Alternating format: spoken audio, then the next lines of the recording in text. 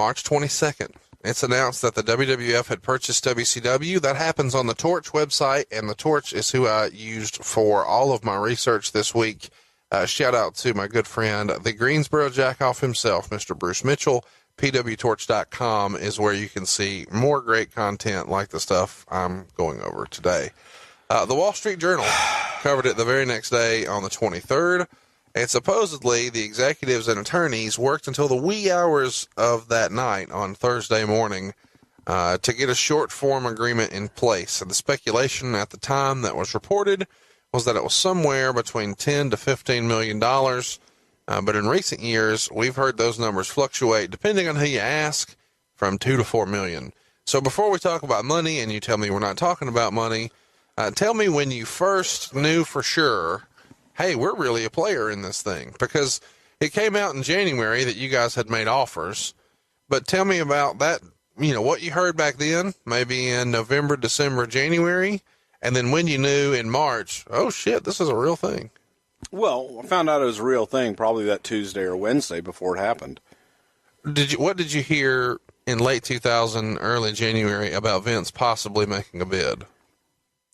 I don't remember hearing anything serious at that time other than there were feelers put out there, but there were ridiculous numbers that were reported at that time. 50 to 80 million. And he was not interested in that at all. Sure. I mean, there's no sense in it. No.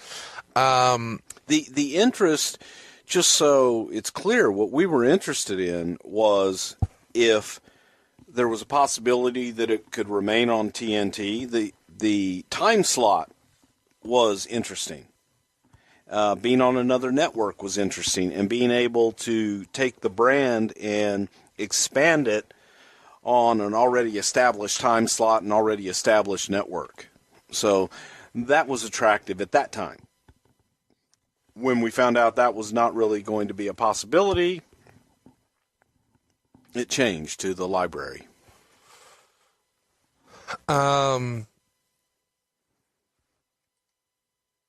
So when did you know, hey, this is really going to happen? You said the Tuesday before. Well, really, we didn't till it was done on that Wednesday night. And as you said, it did go into the wee hours, and that was Stu Snyder, who was the WWF CEO at the time. And Stu had previously worked for TBS. He worked for Cartoon Network. Oh, wow, okay. And Stu was the CEO, great guy.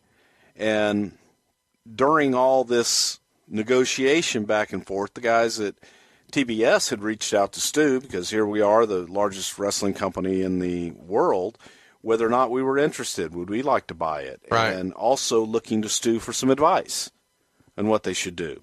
And the offer came up, and then here we were. That's kind of interesting. And I take it that they contacted him because if you're trying to unload this thing, who the fuck else even knows what to do with it? Correct. I mean, it's really a unique deal. So when do you first you hear about it, and what does that sound like? What's Vince say? Goddamn, pal. Well, okay, but let me rewind this too a little bit, just so you understand where we come from. When Vince bought a casino in Vegas, I'm sitting at home and get a phone call. Hey, pal, we bought a casino. What the hell? No one knew. No one even knew Vince was in Vegas. And he went out and bought the damn Debbie Reynolds casino. So there were, a lot of things, at times that weren't discussed. It just happens. Weren't discussed and just happened. And you're sitting there going, did you know that? And everybody's going, did you know that? Did you know that? And he would go off on a whim at times. Obviously, in his mind, he knew what he wanted to do and had a vision. And he did it. And that's the way that Vince operates. So to hear early on, well, yeah, we'll throw out a bid at WCW. You hear those things all the time. When I heard we're going to buy the restaurant there in Times Square, and we're going to have a WWF-themed restaurant. Goddamn, pal, it's going to be the WWF restaurant. It'll be bigger than Planet Hollywood, bigger than Hard Rock. And like, oh, okay, great. Next thing you know, doing a grand opening in Times Square, the most expensive property in Manhattan. And so you're shocked constantly, but then you learn how not to be shocked. So it was just kind of another day at the office. Okay, we're going to buy WCW. How does he tell you? Or, I mean, here's my question. In my head, he goes to a couple of confidants and says, hey, what do you think about this? He asked what we thought about purchasing, possibly purchasing the brand. Who is we? We, I was a part of it. Stephanie, obviously, Shane, Kevin Dunn, Brian Gewirtz. I believe Michael Hayes was there. I don't know for sure. I don't remember. Paul Heyman was there. And Wait. This is March, and yes. Heyman's there. Yes, Heyman was and there. he's involved in this meeting. He was involved in it. Now, the Vince reason wanted to pick his brain and see what he thought. The reason that's shocking to me, he had just debuted as an announcer on Monday Night Raw.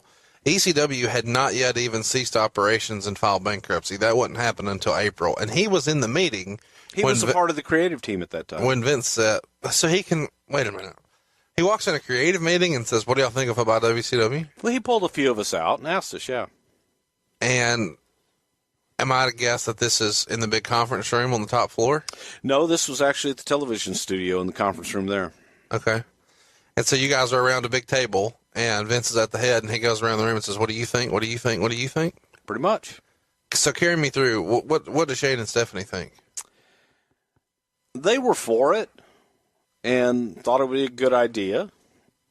Again, it all depended upon what the conditions were, what the price was, sure, what we got for the price. And at that point, you don't really know. We had no clue. Yeah, we didn't have any clue other than the library was attractive. Right. The lure of having the name, the brand, the logo. The brand. It was like, okay, they've kicked our ass before. Maybe we can reposition the brand and build it to be viable again. So you guys all have those type of discussions. Maybe we could make a show. Sure. Okay. So it's just a free form round table. What if? Yeah, and I'm sure Vince has in his head what he wants to do. But he just wants to hear. He's the kind he'll take an idea from anybody. Carlos the janitor, doesn't matter. What about Pat Patterson? What did he think? Pat wasn't there. Okay. What did Heyman think? Well, sir, WCW is a dead brand. It's dead. And, he just, I don't know. He just kind of... So he shit on the idea everybody else is pro. Paul did kind of, yeah. Paul buried it. And why? I think in Paul's burial, I think that, and this is Bruce saying, this is not what Paul said, nor have I had any conversation with Paul. My interpretation of Paul's burial was that I think Paul felt that Vince should have done that with ECW. WCW is a dead brand, but ECW was a dead brand. Do what with ECW? Invest millions of dollars. Whatever money he was going to pay for WCW, take that same money, give it to keeping ECW alive. And that's my interpretation. That's my conjecture of what I kind of think that the underlying I'm a huge ECW mark, as you know, but the number of eyeballs that saw and recognized WCW compared to ECW is two totally different animals. True, but you had the owner of ECW sitting at the table. Sure. And Paul... So Vince hears this and just knows to take it with a grain of salt. But again, he wanted to listen. He was interested in Paul's opinion. The most popular idea, though, kind of the common idea at the table is, let's give WCW a show and create our own competition with it. Try to redo something. Yes. So then the show, or the deal is made in the wee hours of the night. Is this something that we would have, there's the famous McDivitt. Would he have been involved in this, or is this not the group of attorneys that Vince would lean on for that? No, this was more the in-house attorneys. Jerry might have been involved in it. I don't know. But it was mainly Stu. And I believe Frank Serpy. I know Frank Serpy was involved in it. Frank Serpy was the head of the finance I think he was ahead at that time. Might have been Augie, might have been Frank, but I know Frank was involved in the transition. Was there any gamesmanship to hiring a guy who used to work for Turner to be your CEO for WWF? Stu? Yeah. He worked for Cartoon Network. I mean, it wasn't like he was in WCW or anything like that, but he was a bright guy. But he's familiar with the inner workings of Turner Broadcasting. Yeah, but that didn't matter at that point. Well, I just didn't know. It was he was because he's not a wrestling guy. No, he had a hell of a resume for television. A hell of a resume, yes, without a doubt. I'm going to ask because Roll Tide. The number that comes out at the time is 10 to 15 million, depending on who you ask. More recently, it's 2 to 4 million.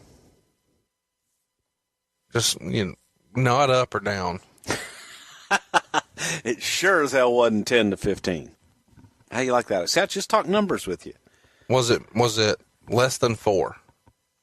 Yeah. Okay. Was it more than 2? I'm telling you. Okay. So it's less than 4. It wasn't nearly as much as everybody thought. When you hear the number, who do you hear it from? Well, we didn't hear a number. You know what? I did not hear a number till after the fact, and was shocked. I was shocked because you'd been hearing all these huge numbers. You've been hearing about what Fusion, like I said, the $60 million, $80 million. That's what I'm saying. And you're thinking, oh my God, how much did we pay for this thing? Right. And then when you hear what the actual number was, and you go, wow, okay, cool, Roll Tide.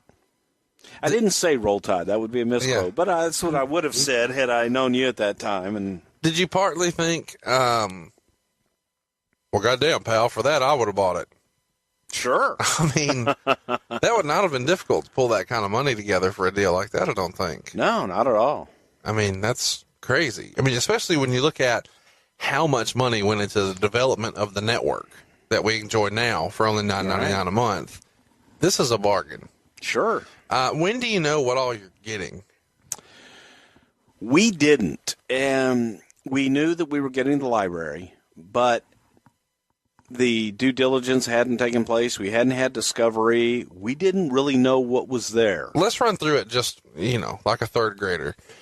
They rent office space. Well, hang on. I'm sorry. I'm going to answer your question a little bit differently. We knew that we were not going to assume any of their debt, and we knew that we were not going to assume any talent contracts. That whatever we did with talent, we would redo under the WWF name. We would not, because we had no idea what they were. So instead of buying the company, what you really bought were physical assets. Correct. The logo. Right. And the library. Right.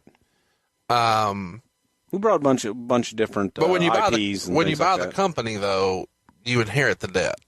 And so to just, kind of do a fire sale here. Correct.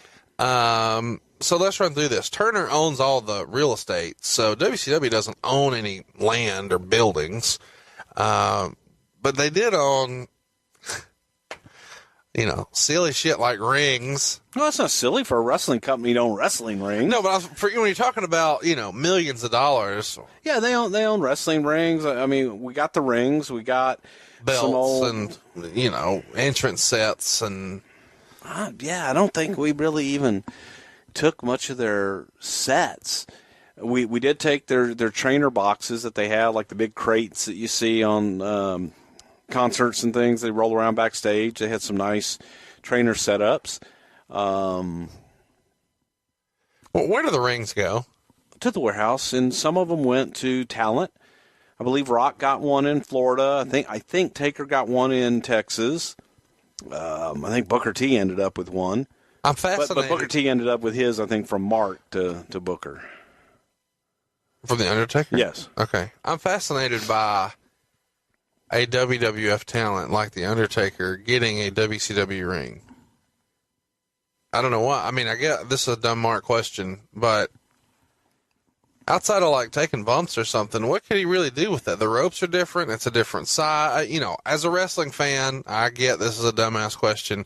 I've always been told WCW rings were smaller, WWF rings were bigger, and that the ropes were totally different. They're cable.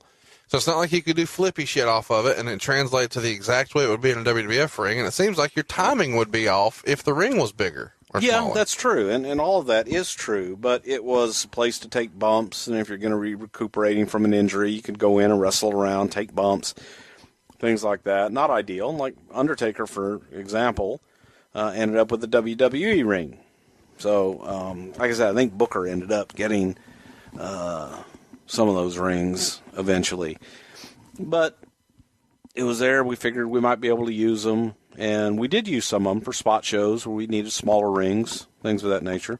Wow. Use them for developmental, some of the places that had smaller venues. But I just mean in terms of a lot of, like if you bought a construction company, you're getting a bunch of machinery, you're getting heavy equipment, you're getting We got stuff. rings. You got rings. We got rings. Anything else you can remember you guys buying and getting possession of that you remember thinking, this is kind of cool or this is kind of silly? No, not that I can really remember. Do you, you've always been a title belt guy, like our great sponsor, Leather by Dan. Do you remember any of the belts you guys got and remember thinking, this is kind of cool that we have this? No. Okay. Honestly, no, they were. That's the only thing I remember being on TV that was really WCW. Aside from the big gold belt, there weren't really any cool belts. Yeah. And it's neat to see Shawn Michaels with that belt and The Rock with that belt. That's kind of fun. Without a doubt, that part's cool, but it was the rest of them were just belts. They're just props. Yeah.